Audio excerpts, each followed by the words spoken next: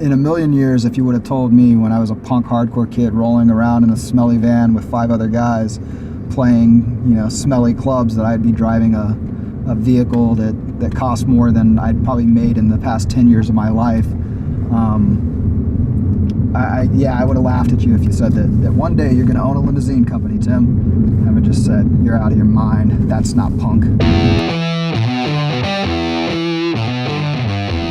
So I ended up in Seattle in 1994 after riding back and forth with a couple friends of mine about how we should start a band together. I should move to Seattle. It would be bigger than Wasp. So in 1994, I finally got it together and moved to Seattle with my guitar, and we started a band called Trial. And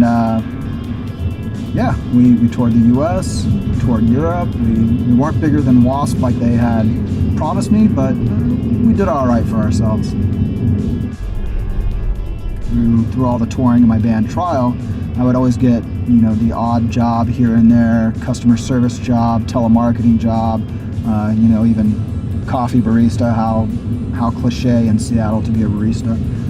2007, I started driving, and it easily became my favorite job that I had ever had, in that I would drive people around, and mostly in Seattle, you're driving people who are fellow artists or musicians, and so we would talk about music, we would listen to music, they would tell me their stories, or sometimes they might be lawyers or doctors or scientists and things like that, and they might teach me a thing or two, things that I might not have thought about, so it easily became my favorite job.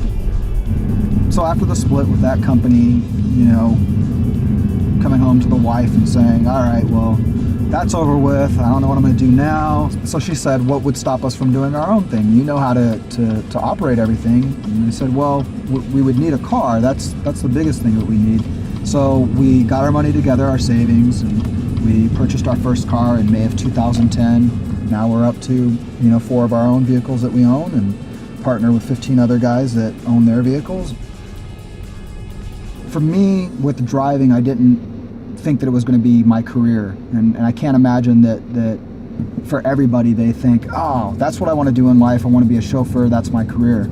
So majority of the chauffeurs that we have with Aces, they have other passions in their life, and for me, I really identify and I really try to foster that. And other companies may tell their chauffeurs not to speak with the clients that are in the back seat that they're driving and things like that. But our chauffeurs are pretty good at detecting when someone wants to talk and when someone doesn't want to talk. And I know that the clients, because we've seen this in reviews that we receive, is that they're really happy about the chauffeur that was taking them around and just learning about their lives. Not coming from a business background was, I believe, probably a hurdle, but also maybe a blessing, is that I came into this industry from an outsider's perspective. I didn't do things in the way that majority of delivery limousine companies do things. Well, that's what works for me. Coming from, a punk hardcore background is DIY. You figure out how to make it work. You put out your own records, you go on tour, you buy a van, you figure out how to make it work. And so that's what I did with this company.